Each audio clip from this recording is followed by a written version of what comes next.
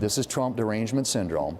Nothing more, nothing less, nothing else. The left has been trapped in the tightening grip of Trump derangement syndrome. He became like a deranged person, Trump derangement syndrome. So I was not a fan of Rob Reiner at all in any way, shape, or form. I thought he was very bad for our country. Yeah.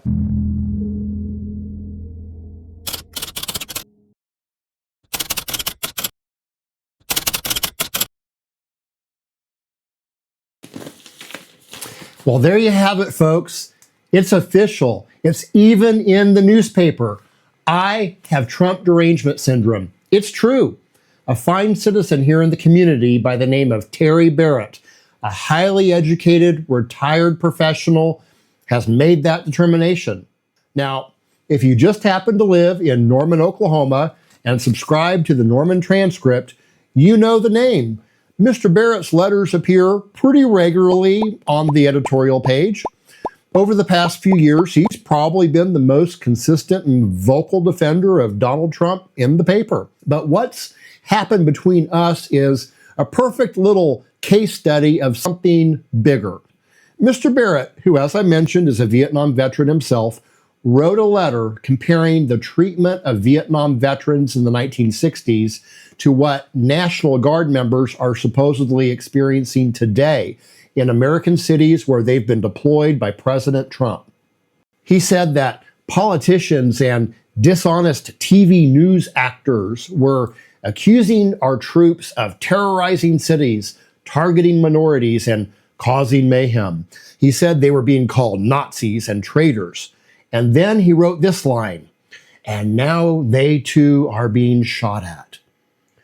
Yes, Mr. Barrett's letter came in the aftermath of the shooting of 2 National Guard soldiers who had been deployed to Washington, D.C. And to be clear, I am all for honoring veterans. My dad was a World War II vet. I am in no way dismissing Mr. Barrett's personal experiences as a veteran or diminishing his service. But Mr. Barrett was being disingenuous and using this tragedy to make a political point. Army Specialist Sarah Beckstrom had just been killed in an ambush in Washington, D.C. Another soldier, Air Force Staff Sergeant Andrew Wolf, was also seriously injured. And Mr. Barrett used that to spin this narrative that this was the result of criticism from certain politicians or reporting from these dishonest news actors, whatever that means. And I'm not someone who writes a lot of letters to the editor of the newspaper, but this really rubbed me the wrong way. So I knocked out a response, which ran a few days later. I pointed out that we don't know anything about the shooter's motives, and that this was one tragic incident, not a pattern. And then I said that if we are going to call one incident a trend, then by that same logic, when an ICE agent got hit by a Subway sandwich, we could declare that federal agents are under coordinated attack by deli meats. Now, did I use a little bit of dry humor to make the point that we can't just take one incident and blow it up into some massive conspiracy? Well, yes, I sure did. And if you guessed that Mr. Barrett didn't really appreciate my sense of humor, you would be correct. But I went on to address the whole underlying issue. I said that President Trump was misusing the military and federal law enforcement in ways that are flat out illegal. And more to the point, the military itself has long opposed domestic policing roles because they put our service members in impossible positions. And since Mr. Barrett blamed this on self-absorbed politicians and dishonest TV news actors, I talked about what federal judges, not the liberal pundits, not Democratic politicians, but federal judges were ruling in multiple states. In Oregon, a federal judge ruled that the Trump administration illegally federalized the Oregon National Guard. In Illinois, courts issued injunctions after evidence showed federal agents using unnecessary force.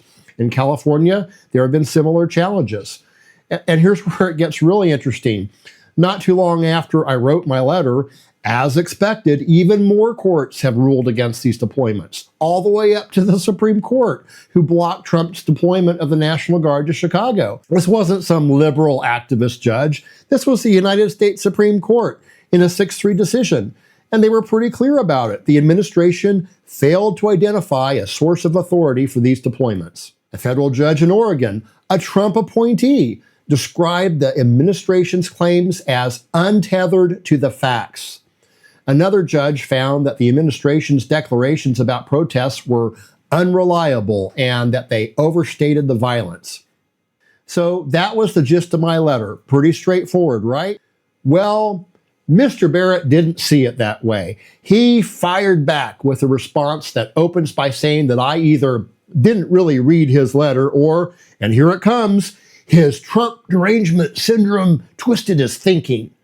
There it is, Trump derangement syndrome. Now here's what's wild about this. Mr. Barrett says that I must have read some other letter because he only mentioned troops in Washington, D.C., but that's just flat out not true. All you have to do is go and look at what he wrote. He says soldiers have been deployed to our nation's cities, plural. That's why I talked about Oregon, Illinois, and California. Mr. Barrett correctly pointed out that he didn't mention ICE in his original letter. Yeah, I did. Trump's deployment of the military and federal law enforcement, including ICE, are all part of this same overall operation targeting Democrat-led cities. And that matters when someone makes a sweeping claim about soldiers in our cities.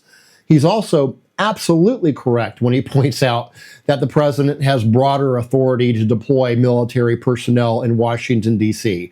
But that has nothing to do with exceeding his authority in the rest of the country or whether it's necessary or the right thing to do in D.C. Now, maybe back on January 6th, that would have been appropriate, but for some reason, he didn't do that. But when I respond to what he actually wrote, suddenly I have Trump derangement syndrome. Next, Mr. Barrett takes a shot at my sandwich analogy. He writes, and I quote, Mr. Braver actually writes the following sentence knowing that his 6th grade English teacher and other members of the public, for that matter, might see it. And then he concludes his letter with, wow. Well, you know what? I am totally fine with her and anyone and everyone else reading exactly what I wrote. That's kind of the point of writing a letter to the editor that gets published in the newspaper. But here's what Mr. Barrett completely misses.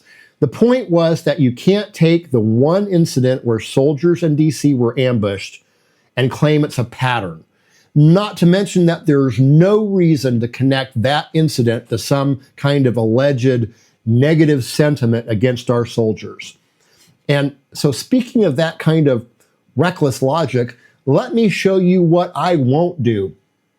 Just in the past couple of months since I wrote that letter, federal agents have shot and killed 2 people in Minneapolis, Renee Good on January 7th and Alex Preddy on January 24th. Both American citizens, both shot by ICE agents during immigration enforcement operations. 2 people, 2 deaths in the same city within 3 weeks. So now, if I wanted to use Mr. Barrett's logic, I would be even more justified in making the claim that the Trump administration is now executing civilian protesters in the streets. But of course I won't do that because that would be reckless. It would be inflammatory and it would turn this tragedy into propaganda. And that's the difference between responsible criticism and Mr. Barrett's reckless rhetoric, and the rhetoric of the Trump administration, who, just like Mr. Barrett, jumped to conclusions right out of the gate and before any kind of investigation. And in spite of what everyone can see for themselves on video, messaging from the Trump administration defended the killings, with top White House officials putting out statements implying that Renee Good and Alex Preddy were domestic terrorists. These deaths are tragedies, and they do raise serious questions about federal tactics. Investigations are underway in both cases, and we're starting to see a little bit of backpedaling on this whole blaming the victim business. But if I were to call it a pattern of executing protesters, That would be just as dishonest as Mr. Barrett using Sarah Beckstrom's death to say, now soldiers are being shot at. And if we're going to try to work together and have an honest discussion about these things, the truth matters. And speaking of the truth, or the lack thereof, just like President Trump, Mr. Barrett doesn't hesitate to jump to conclusions when a tragedy occurs, like he did here, by blaming the shooting of these soldiers on those self-absorbed politicians and dishonest TV news actors. And his conclusion just happens to support his narrative. Have you noticed that it's been over 2 months since the shooting of these soldiers, and we still haven't heard really anything about the shooter's motives? Don't you think that the Trump administration would be shouting it from the rooftops if there was any kind of connection between the shooter and liberal groups or ideology, or any kind of evidence that he was in any way motivated by opposition to troop deployments? Maybe that's because what we do know so far suggests that the shooting had absolutely nothing to do with the issue of troop deployments and ICE activities, but we'll see. Another major part of Mr. Barrett's argument is the claim that soldiers are being harassed. So let's talk about what that actually looks like. Yes, protests have happened, and they continue to happen, lots of them, and I expect they will continue to happen until policies change. In Minneapolis, hundreds of businesses closed, and thousands of people turned out in 10 below zero temperatures to protest Operation Metro Surge. But overwhelmingly, protests have been peaceful. In Portland, they've been deliberately non-threatening, sometimes even absurd. People following troops in turtle costumes and inflatable suits. Symbolic protests meant to express dissent without violence. And yeah, that might be uncomfortable, and soldiers and other agents might feel harassed. But it's called the First Amendment. Welcome to America, Mr. Barrett. And you know what's interesting? Actually, I'm going to let the Minneapolis chief of police speak for himself here. Watch. People have had enough. This is the third shooting now in less than 3 weeks. The Minneapolis Police Department went the entire year last year recovering about 900 guns from the street, arresting hundreds and hundreds of violent offenders, and we didn't shoot anyone. And now this is the second American citizen that's been killed. It's the third shooting within 3 weeks. People have been speaking out, saying that this was going to happen again. This is not sustainable. This police department has only 600 police officers. We are stretched incredibly thin. This is taking an enormous toll trying to manage all of this chaos on top of having to be the police department for a major city. It's too much. So are people upset? Of course they are. But I did some research into the whole premise of Mr. Barrett's letter, which is about how these deployed soldiers are being mistreated and the attitudes that the public has towards them. And I'm just not seeing where that's even a thing. Yes, poll after poll shows that the majority of Americans oppose the military deployments. But the opposition is to the administration and its policies, not to the soldiers. So yes, Mr. Barrett, people will be protesting, and for good reason. Are deployed soldiers being put into a bad spot? Of course they are, but that's on President Trump. And you know what? If I'm wrong, show me. How are these dishonest news actors being dishonest? How was the shooting of the soldiers in D.C. a result of these dishonest news actors? Bring the receipts, Mr. Barrett. It's your extraordinary claim. The burden of proof is on you. But I don't think you can you?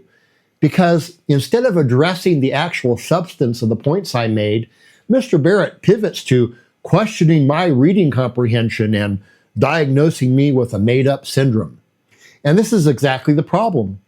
When you can't argue the facts, you just jump to a convenient conclusion anyway. When courts are ruling against you, when the Constitution doesn't support your position, you attack the person. You dismiss them as deranged. You make it about their mental state rather than the merits of their argument. And of course, this is 100% straight out of the Trump playbook. When Trump says something outrageous like he could shoot someone on Fifth Avenue, and people point out how disturbing that is, his supporters don't defend the statement. No, they blame it on someone or something else. Well, you have Trump derangement syndrome. Well, the media twisted what he said. And my personal favorite, well, you're just a woke libtard. Whatever. And you know what? I get it. When someone you support, when someone you've been so invested in gets criticized, yeah, it's uncomfortable. And it's easier to dismiss the criticism than to take it to heart with an open mind. But here's the thing. We're all adults here. When you make an argument, you back it up with evidence. You bring the receipts. You don't just call someone crazy.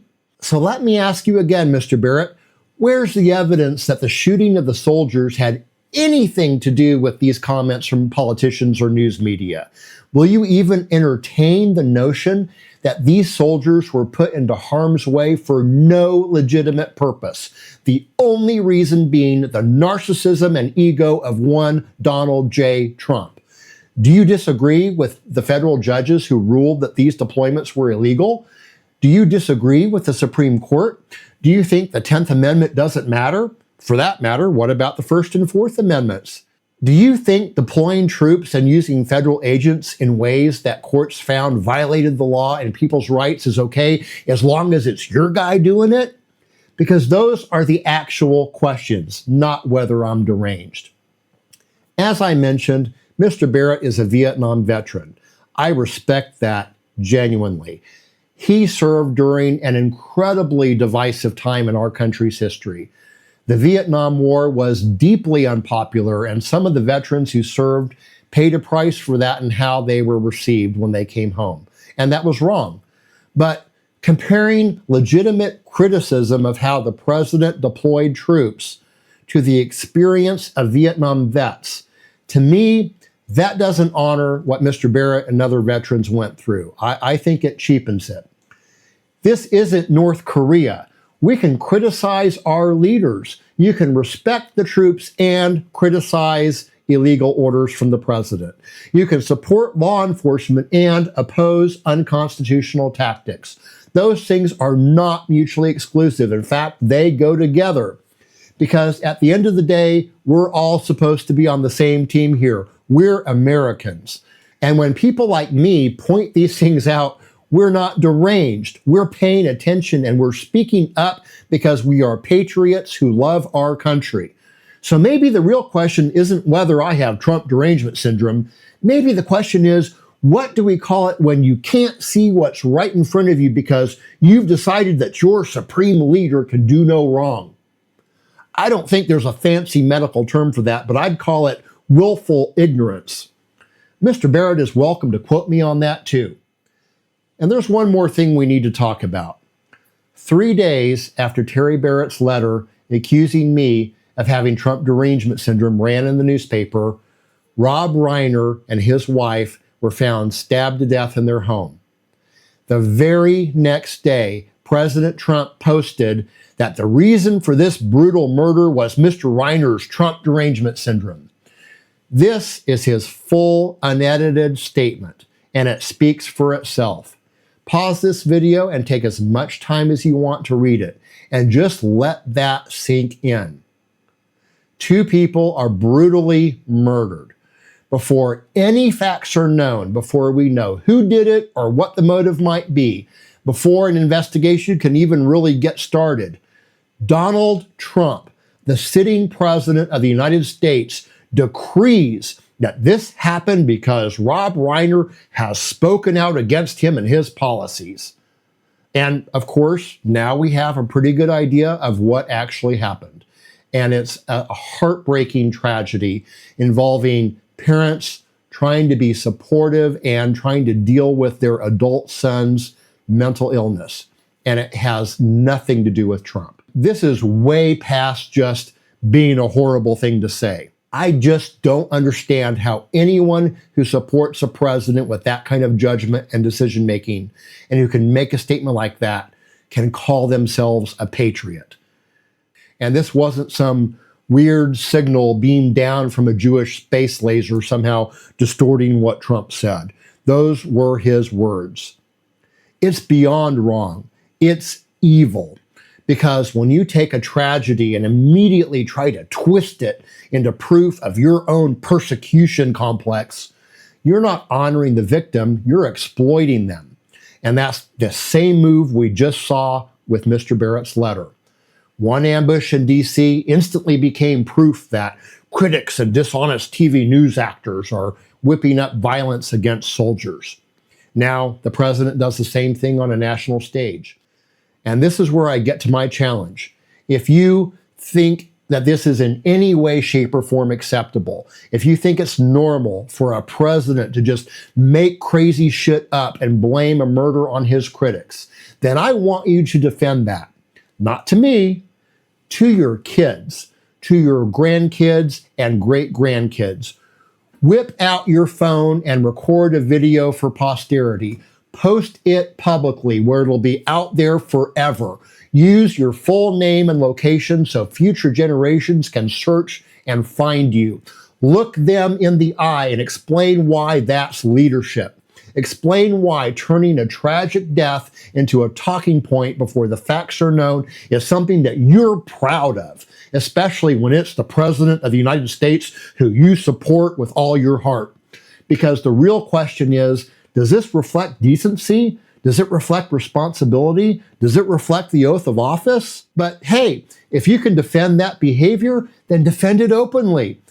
I would be very interested in seeing exactly how someone explains to their future great-grandkid how this is normal, how it's patriotic, or how it reflects the values of their faith.